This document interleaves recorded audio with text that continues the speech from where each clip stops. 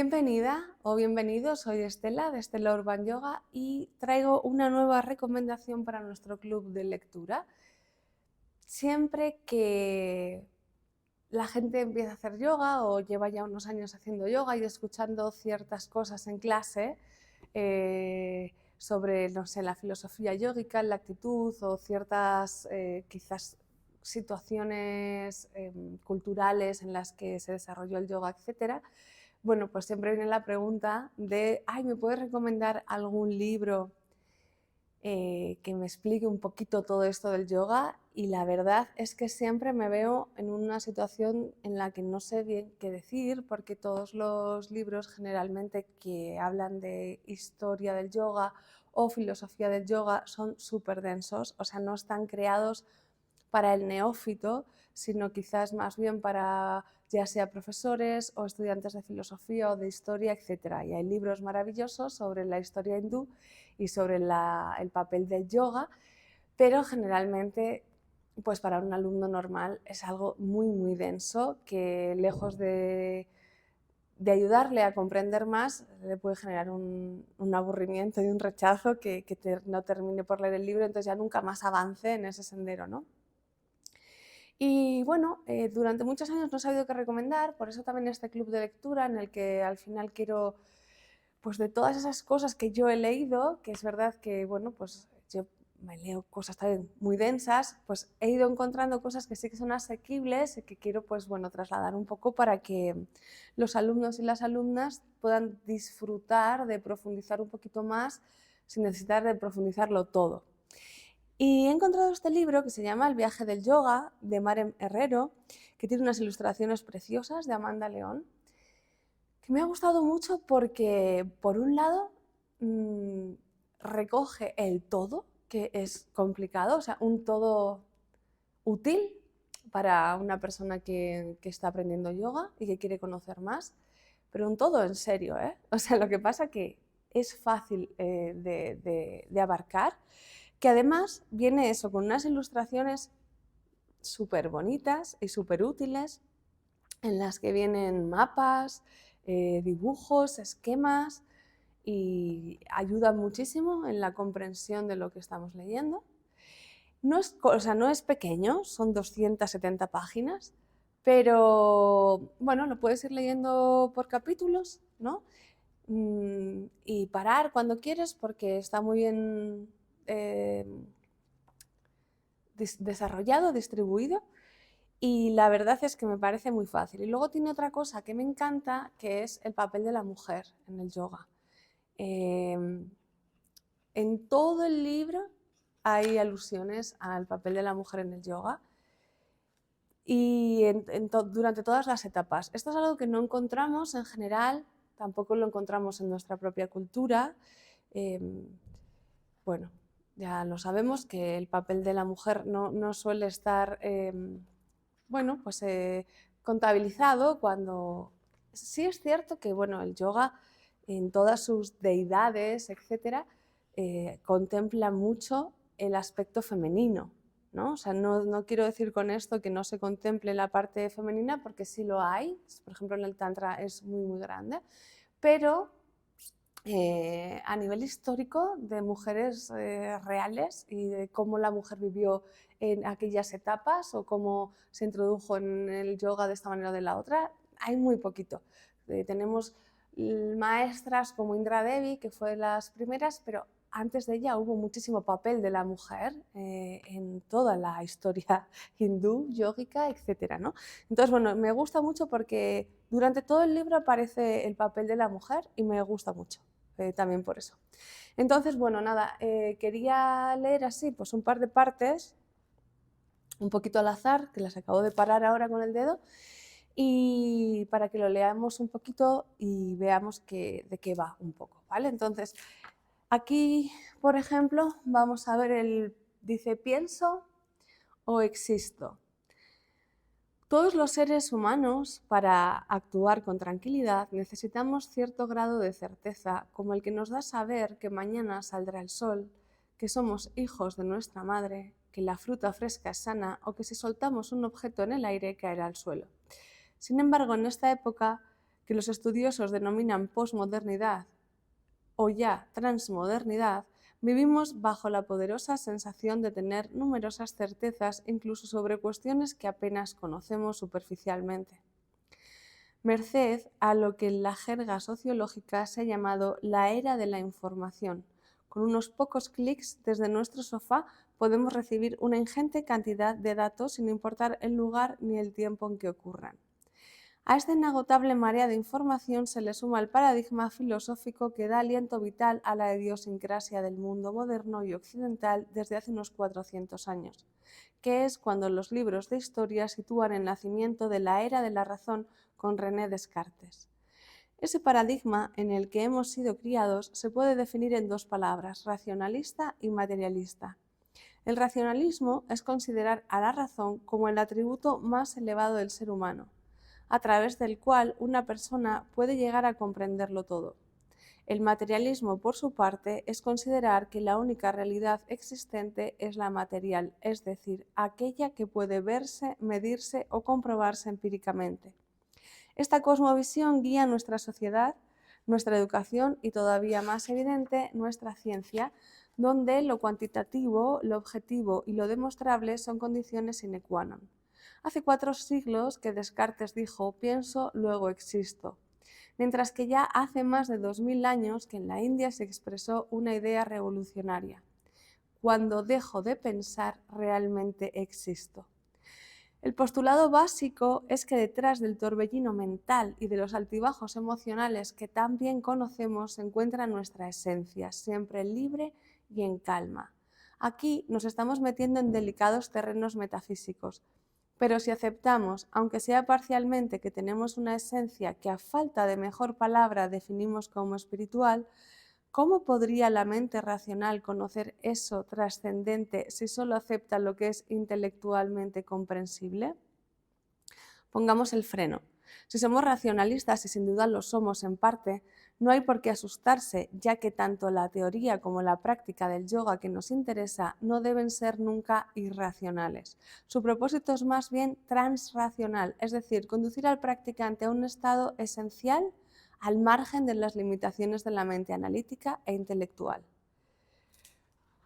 Bueno, por aquí vemos que el libro pues no es una paparrucha, que es que a veces esos libros pequeños que tú encuentras sobre, no sé, cualquier cosa, pues son como muy infantiles y muy básicos, y la verdad es que no. A ver, vamos a seguir por aquí. El yoga como meditación. Hay un estanque de aguas cristalinas y calmas. En un momento dado empieza a soplar una brisa que genera pequeñas ondas sobre la superficie. Gradualmente el aire sopla con más fuerza y los movimientos acuosos se convierten en olas. Al mismo tiempo, alguien que pasa por allí empieza a lanzar guijarros a las removidas aguas y más tarde piedras de buen tamaño que levantan la arenilla del suelo, enturbiando cada vez más la masa líquida.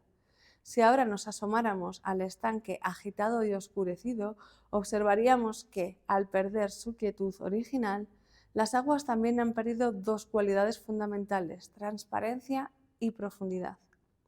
Las ondas constantes nos impiden distinguir con claridad los elementos presentes en el agua, por lo que cualquier atisbo que tenemos es borroso y fugaz.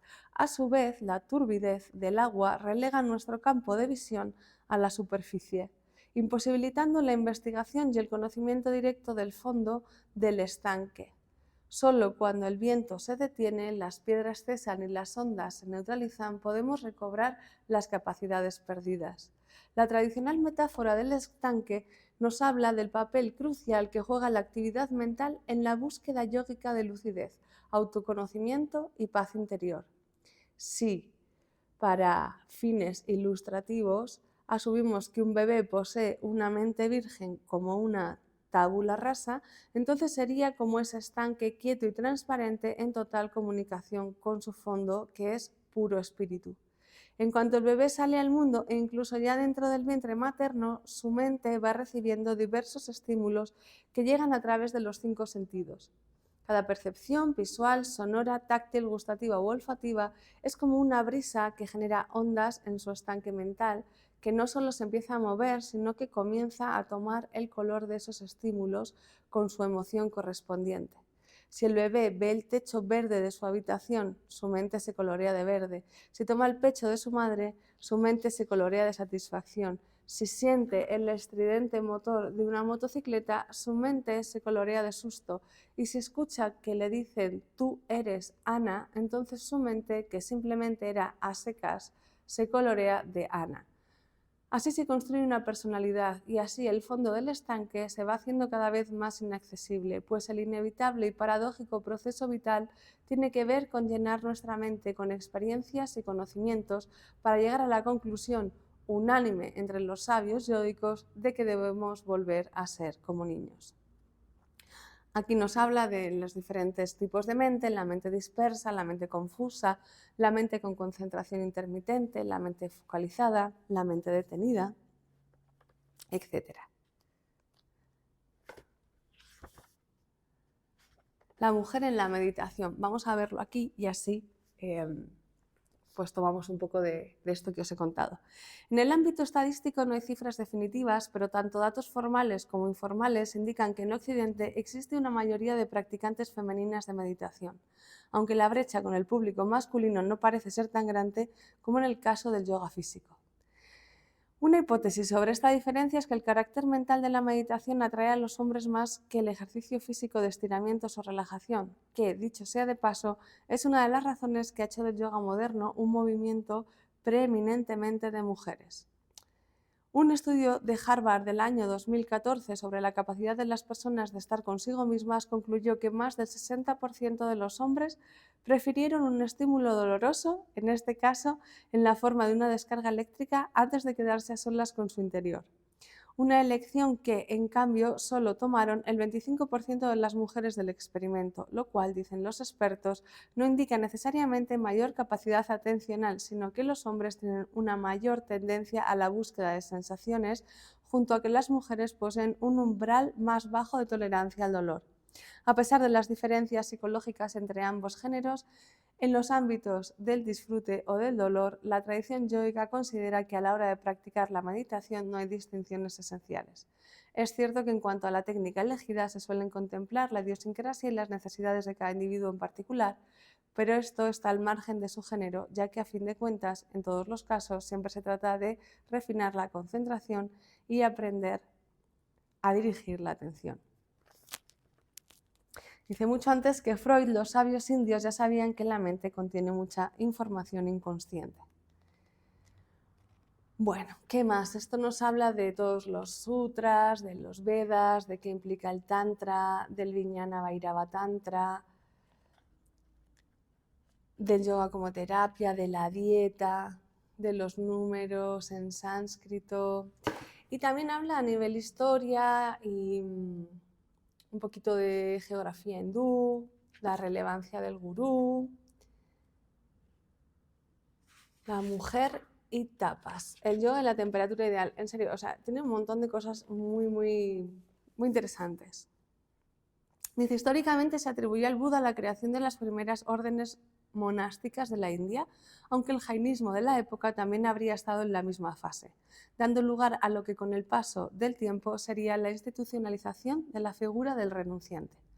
La comunidad monástica, sangha en sánscrito, estaba formada en origen únicamente por discípulos varones y la tradición cuenta que en primera instancia el Buda rechazó la admisión de mujeres a la orden, no por dudar de su capacidad para alcanzar la santidad, como aclara el especialista Agustín Paniker, sino por considerarlas una posible distracción para los monjes. Instado por la determinación de muchas mujeres y también gracias a la intercesión de un querido primo y discípulo suyo, el Despierto, accedió a crear la orden de monjas que perdura hasta hoy, menos visible que la vertiente masculina. Para describir su experiencia religiosa, muchas de aquellas monjas primigenias compusieron poemas, gestando así la primera antología universal de literatura femenina, que se conoce como Therigacha o Canciones de Mujeres Sabias. En estos versos se habla a menudo de las prácticas ascéticas que ellas realizaban y de su adhesión al camino medio, como en este poema atribuido a la monja Mita, que ha sido traducido por el reconocido poeta Jesús Aguado. Ayuné más que nadie para así merecerme nacer entre los dioses. Ayuné y ayuné cada quincena, varios días alternos para ser una diosa entre los dioses. Hoy tomo una comida al día y la mendigo. Hoy tengo la cabeza afeitada y me visto siguiendo los preceptos de la orden. Hoy ya mi corazón no tiene miedo y por eso he dejado de querer ser diosa entre los dioses. Bueno, creo que como veis hay muchas cosas. Aquí te explican las principales escuelas de Vedanta. O sea, como me estoy parando un poco así al tuntún, pero claro, no os lo puedo leer entero, ¿sabéis? Entonces, bueno, pues creo que con este libro podremos entender un poco todo, incluso, bueno, aquí habla del yoga como moda, o sea, hace una revisión desde el principio de los principios hasta la actualidad. Y eso está muy bien porque nos puede hacer una idea real, ya que nosotros vivimos en la actualidad, ¿no? Porque lo que pasa muchas veces es eso, que cogemos libros antiguos, que están muy bien para comprender toda esa filosofía, pero trasladarlo a la vida diaria, pues a veces es como un poco inabarcable y lo que nosotros queremos con el yoga es mejorar nuestro día a día. Así que nada, os invito a recorrer este sendero, que es desde los orígenes del yoga hasta este siglo XXI. Y nada, nos vemos en la siguiente recomendación y que lo disfrutéis mucho. Chao.